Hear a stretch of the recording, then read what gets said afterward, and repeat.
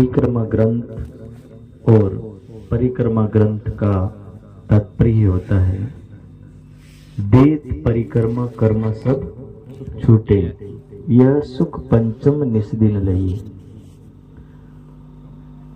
परिक्रमा का तात्पर्य ही है कि जिसके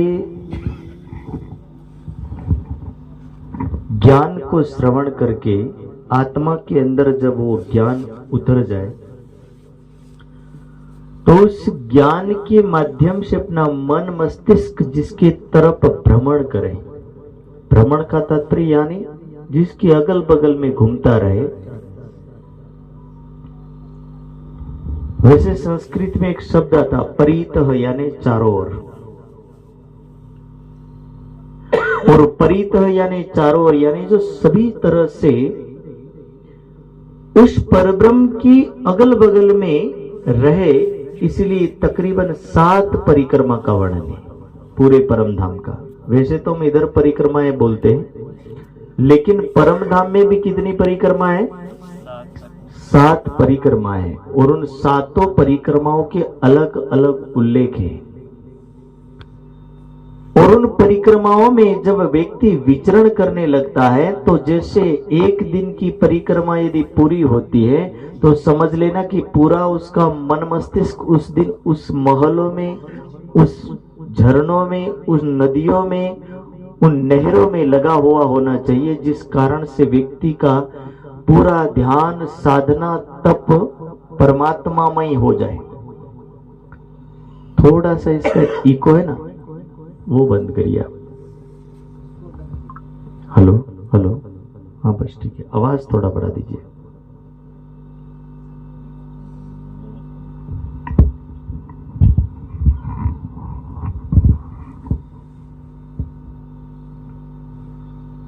हेलो हेलो, इको अभी भी है?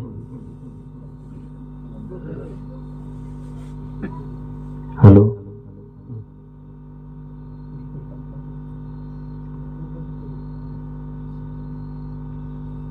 हेलो हेलो, हाँ अब बंद है। तो परिक्रमा ग्रंथ का तात्पर्य, वैसे तो आपको सही बताऊं कि परिक्रमा ग्रंथ चर्चा सुनने लायक ग्रंथ नहीं है। परिक्रमा यानी कि ऐसा ग्रंथ है कि जिसको प्रैक्टिकल करना पड़ता है। ये बात समझ में आ रही हो शायद, क्योंकि परिक्रमा एक दृश्य विषय है। क्या विषय है? दृश्य विषय। दृश्य यानी इसको देखा जाने वाला विषय है।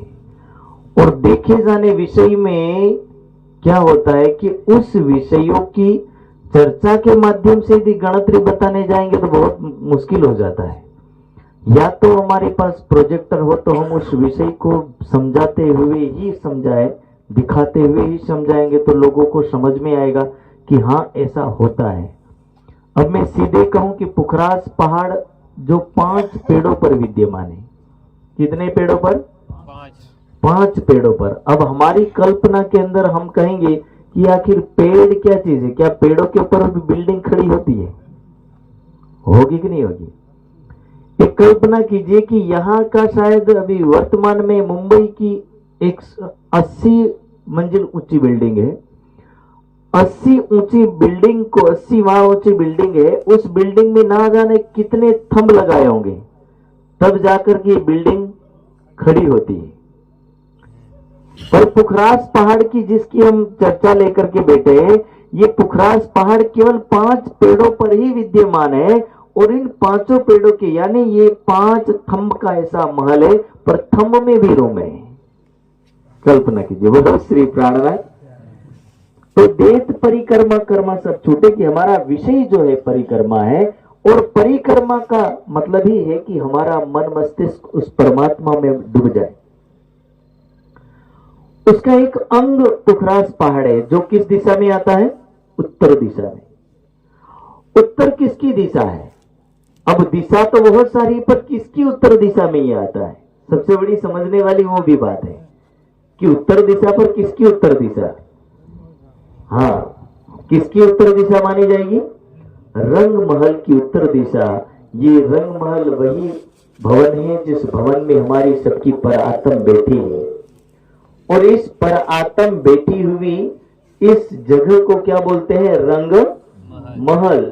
इस रंग महल की उत्तर दिशा में जो विशेषताएं हैं, उन विशेषता में एक तो खड़ोकली हो, ठीक है। उत्तर दिशा में परिक्रमा में आ रहे तो हम परिक्रमा का प्रसंग समझते कि व्यक्ति घूमता कहां कहां से। सबसे पहली परिक्रमा रंगमहल के नजीक की परिक्रमा मानी जाती है। तो उस रंगमहल के उत्तर दिशा में जो चीजें आती हैं वो खड़ोकली है। वैसे खड़ोकली कितनी भौम ऊंची है? 2 भौम ऊंची है, लेकिन हमारा रंगमहल जमीन से 1 भौम ऊंचा है। कितना भौम ऊंचा है?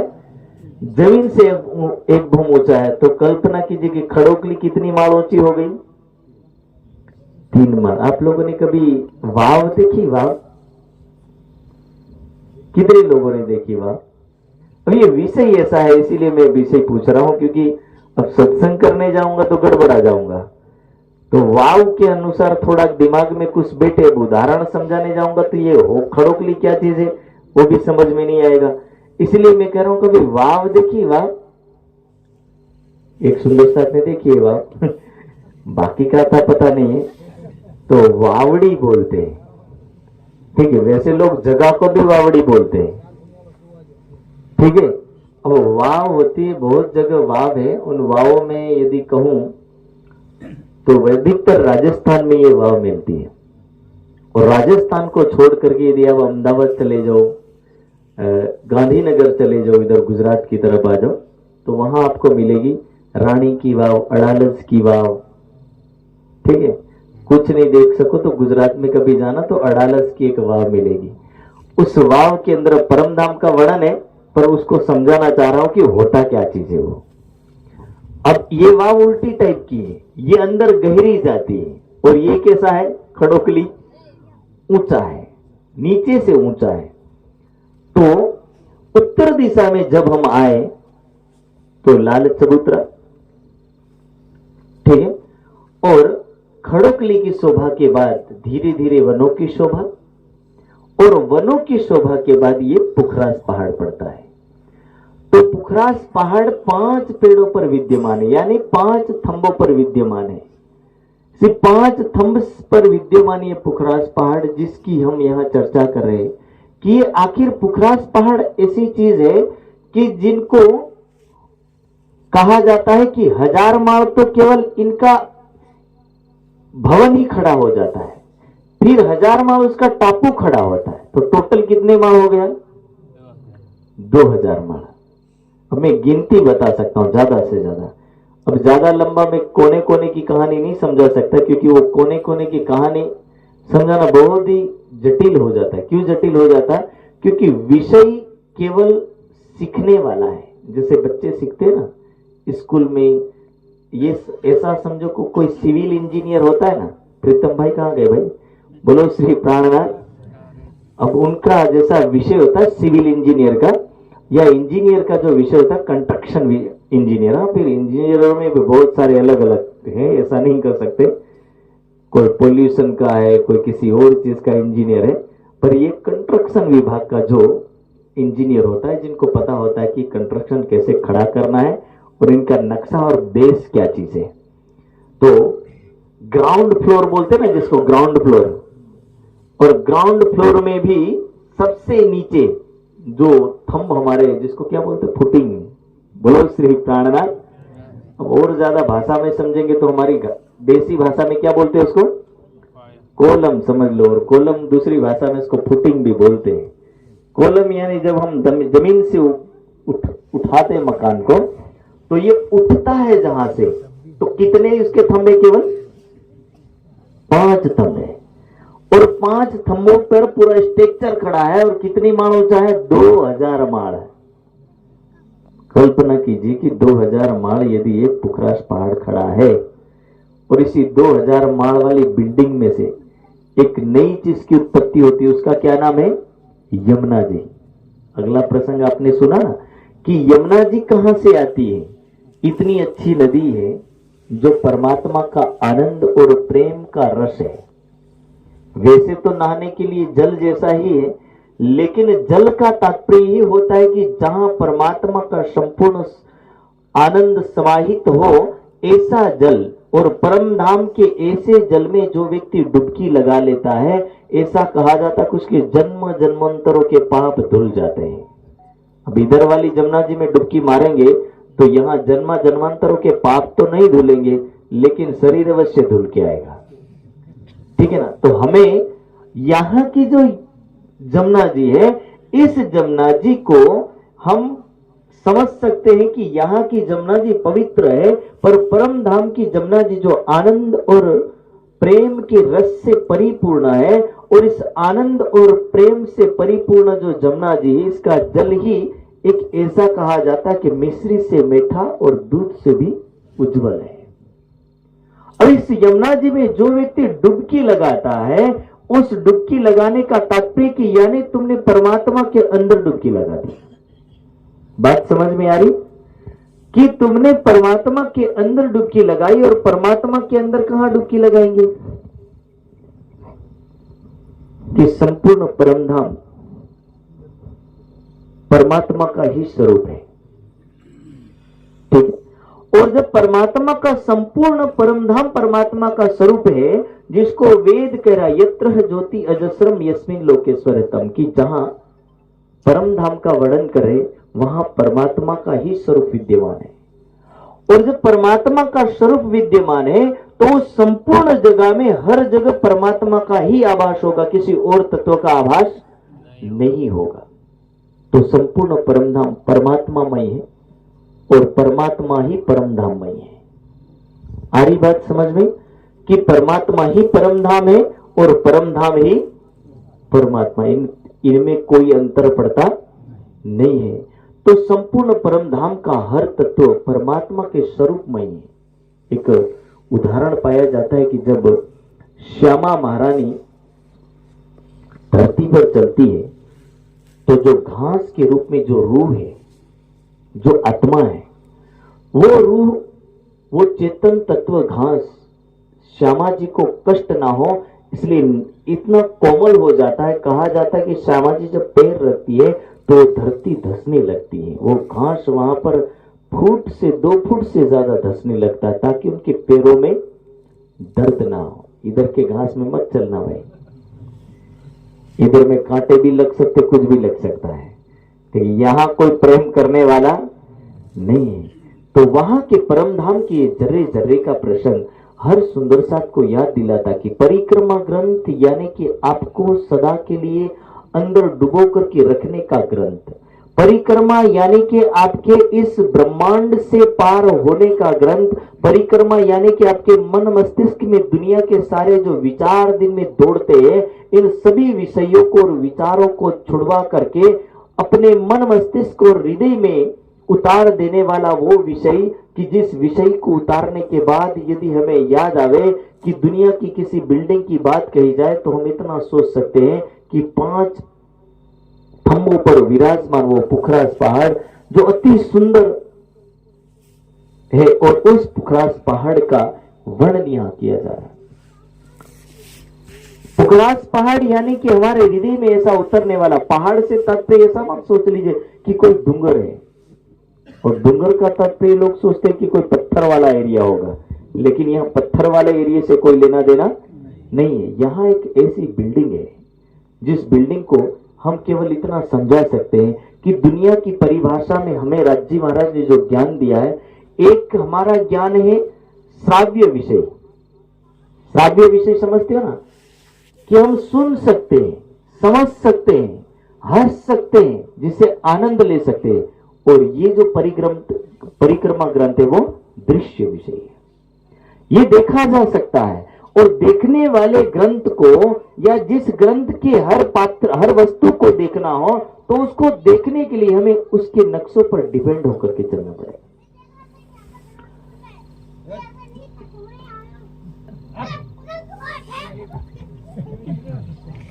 बोलो श्री प्राणनाथ। तो यही है अपना जो परम धाम का विषय।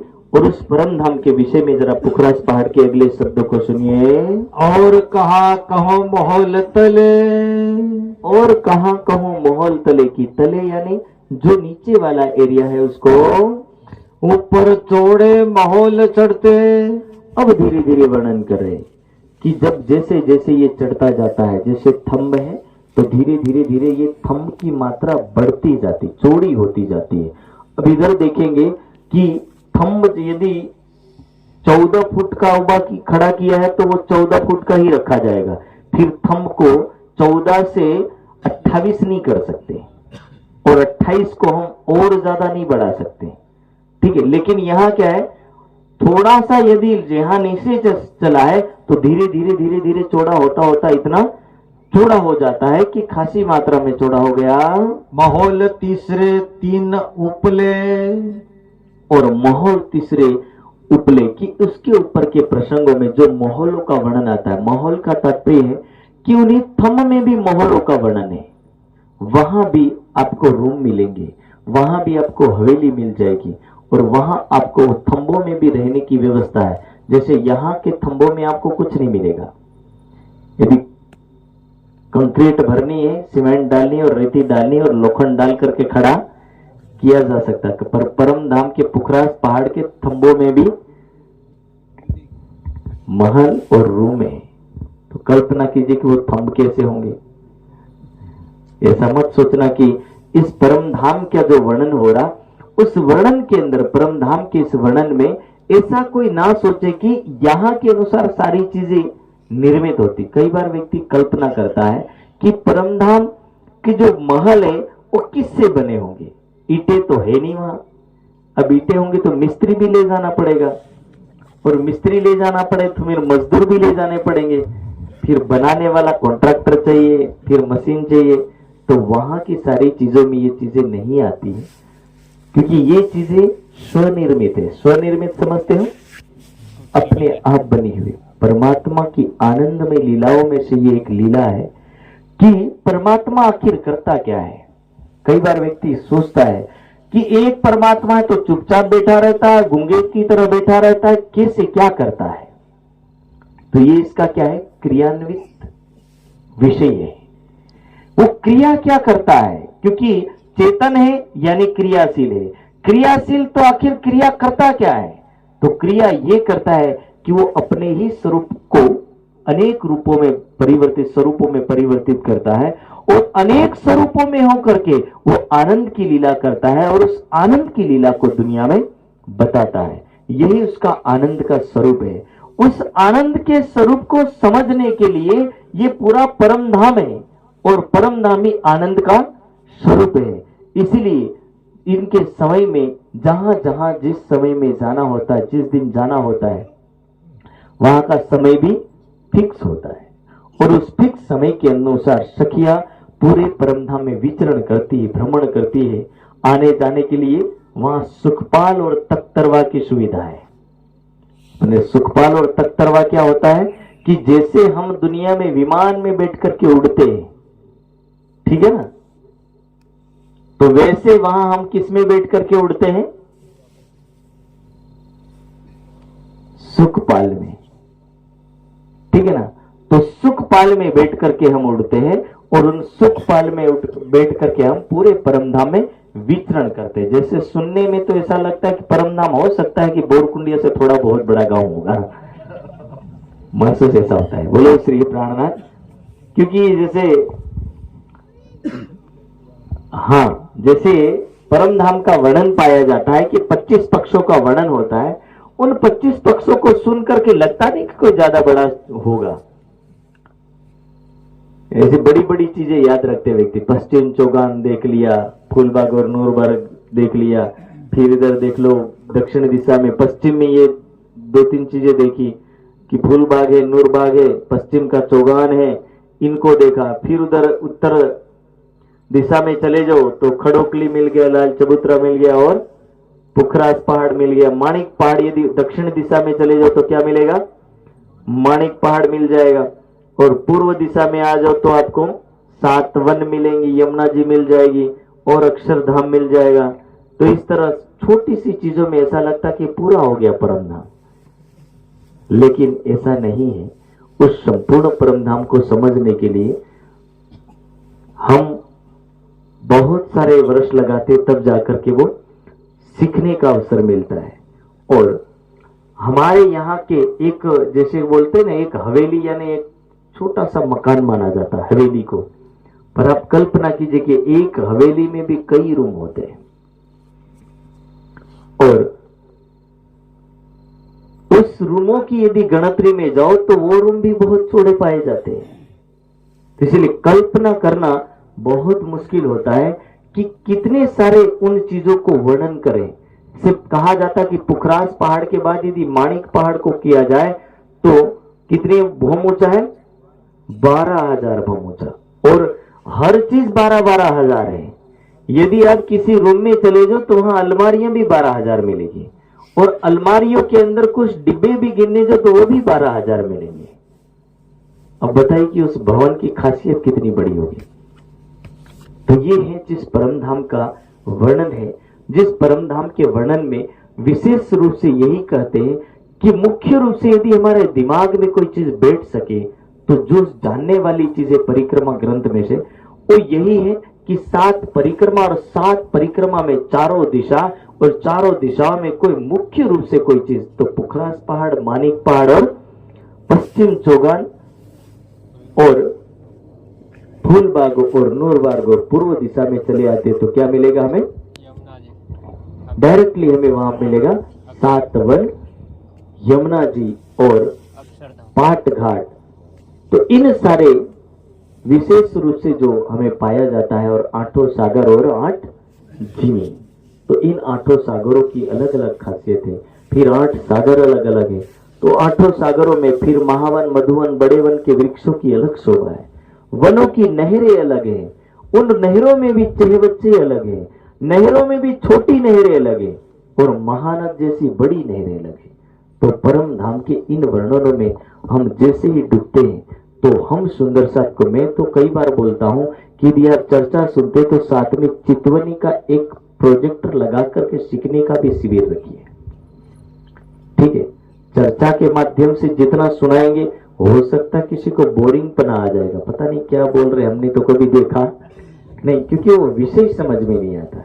इसलिए यदि हम किसी को दिखा करके समझाएंगे तो जो जरूरत है हम लोगों को कि क्या सीखना और क्या समझना है, तो वो हमें सीधा सरल समझ में आ जाएगा।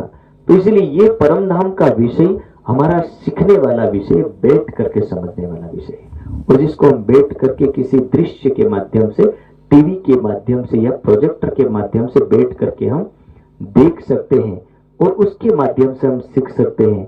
इसलिए मैं तो यही आशा करता हूं कि यदि आप लोग कर सकते हो तो अवश्य कोई ऐसा प्रोग्राम रखिए जिसमें हम चितवनी के सिस्टम को कैसे सीखे और कैसे समझे। तो हमारा जो विषय चल रहा था पुखरास पहाड़ और परम धाम, कि परम धाम का संपूर्ण ये जो ज्ञान है हम सुंदर साथ को इसलिए प्राप्त हुआ ताकि इस दुनिया के अंदर, हमारे हृदय के अंदर जो वस्तु ये पड़ी है, क्या पड़ी है कि हम इस दुनिया के अंदर आए और इस दुनिया के अंदर जो अपने दिलो दिमाग में बैठ गए संसार के तत्व, इन तत्वों को निकालने के लिए हमें परम धाम के दृश्य को दिखाना पड़ता है, ताकि परम धाम के दृश्य को देख करके, परम धाम के उन मोहलों को याद करके हम सुंदर साथ इस कर्म भूमि से छूट करके उस परम धाम के अंदर डूब सके। आप यदि पुखरास पहाड़ को याद किए और आपको लग रहा कि मैं 2000 माण ऊंची बिल्डिंग को महसूस कर रहा हूं, यानी इतना सोचना कि आपने परमात्मा को ही महसूस किया है। समझाने के लिए इस दुनिया के अंदर परम धाम बताया और उस परम धाम के एक अंग को समझ रहे हो, और एक अंग को समझ रहे यानी परमात्मा के ही एक अंग को आप अपने हृदय में बिठा रहे हो। परमात्मा का हर वस्तु, हर तत्व परमात्मा का ही अंग है। परम धाम की हर वस्तु परमात्मा का ही एक विषय है और एक अंग है। उस हर विषय को, यदि हर तत्व को आप अपने हृदय में विराजमान कर रहे हो, यही आपको दुनिया से छूटने का मार्ग है। चाहे वो यमुना जी हो, चाहे वो पुखरास पहाड़ हो, या फिर रंग महल हो, चाहे माणिक पहाड़ हो। परम धाम को क्यों आखिर लिया जाता है? क्योंकि परम धाम को इसीलिए विषय में लिया जाता है ताकि हम ब्रह्म सृष्टियों को, इन हर जगह हमने लीला की है, परम धाम से रह करके हमने इसमें क्या किया है, लीला किया। और लीला करने के कारण से हो सकता है कि इस दुनिया में आने के बाद हमें वर्षों हो गया, और वर्षों के कारण से हम सुंदर साथ के मन मस्तिष्क में जो माया की वस्तु बैठ गई है वो निकलना नहीं चाहती है। उन वस्तुओं में परम धाम की कोई वस्तु यदि फिट हो गई तो संसार की वस्तु जल्दी निकल सके। इसलिए परम धाम के ज्ञान को राज जी महाराज इस दुनिया में लेकर के आए। वरना दुनिया में तो ये पहले से कह दिया था कि यदि परम धाम के बारे में कोई सुनेगा ना तो लोग उसका मजाक बनाएंगे। लीला क्रीड़ा रसानंदम अनुभवम परिहास्यत, कि हे सखियों तुम भी दुनिया में जाकर के परम धाम का मजाक उड़ाओगे क्या? ऐसी 2 माल 1000 बिल्डिंग ऊंची होगी? मैं मानने को तैयार नहीं हूं। क्यों? क्योंकि ये हर किसी की मानसिकता बन जाएगी, और मानसिकता बनेगी इससे पहले राज्य ने शास्त्रों में लिखवा दिया। क्या करे? लीला क्रीड़ा रसानंदम अनुभवम परिहास्यत। परिहास्यत यानी मेरा परम धाम का मजाक उड़ाओगे। क्यों उड़ाओगे? क्योंकि हम लोग इस दुनिया में आए हैं तो उन चीजों को हमें स्वीकार्य होगा नहीं। अभी एक प्रसंग आया, प्रसंग के अनुसार एक बात बताओ। एक कहीं अमृतसर से उधर यानी पंजाब के उधर एक कोई साधु है। तो साधु ने जब परमधाम का ज्ञान सुना तो परमधाम का ज्ञान सुनने के बाद उसने क्या बोला कि इससे भी 2 ब्रह्मांड पार करके आगे परमात्मा रहता है, जिसका शास्त्र भी उल्लेख करता नहीं है। क्योंकि अभी लोगों ने देखा तो फिर उसने भी सोचा कि हमारा भी थोड़ा बड़ा ले। जैसे अपनी 12,000 ब्रह्म सृष्टि है तो उसकी 52,000 है। कल्पना कीजिए कितनी है उसकी? 52,000 है। और ये अधिकतर कहानी अनुराग सागर में भी लिखी है, जो कमाल के और कबीर के ग्रंथों में भी पाया जाता है। धर्मदास की लिखित ये कहानी है। तो कहने का तात्पर्य कि दुनिया के अंदर ऐसे बहुत सारे लोग मिलेंगे जो अपने को बड़ा चढ़ा करके आगे लाएंगे। एक बार एक प्रसंग हुआ, स्वाध्याय पंथ वाले को जानते हो? तो स्वाध्याय पंथ में एक प्रसंग बना कि उस प्रसंग में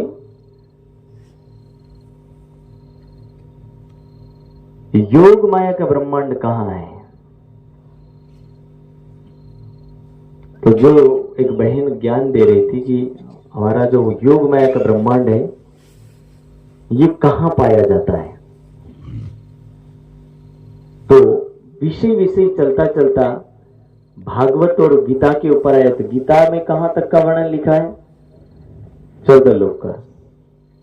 और 14 लोक के वर्णन के बाद गीता और भागवत में क्या है कि यही कहती है कि 15वें लोक का अता पता नहीं। उस बहन से यही पूछा कि यदि तुम्हारा जो परम धाम या तुम्हारा जो ब्रह्मांड है, जो गोलोक है, वो गोलोक कौन सी जगह पर आता है? सवाल में एक आया कि गोलोक कौन सी जगह पर आता है। तो उन्होंने एक उत्तर दिया कि गोलोक आता है वैकुंठ से परे, जबकि वैकुंठ से परे तो मोह महाशून्य निराकार है। तो ये क्या हुआ कि किसी लोगों को ये भी नहीं पता है कि ये गोलोक भी कहां है और योगमाया भी कहां है। तो वैकुंठ से परे यदि किसी निजानंद वालों से पूछेंगे तो क्या उत्तर देगा? महाशून्य महानिराकार है। इससे परे तो जब तक कोई जाता नहीं तब तक तो कुछ हाथ में आने वाला नहीं है। तो ये है कि दुनिया के अंदर बहुत सारी चीजें जिनका घर का अता पता नहीं है, उनको परम धाम समझाने चलेंगे तो बिल्कुल समझ में आएगा नहीं। इसलिए राज्य महाराज ने ये ग्रंथ जो परिक्रमा ग्रंथ कब दिया? जब सुंदर साथ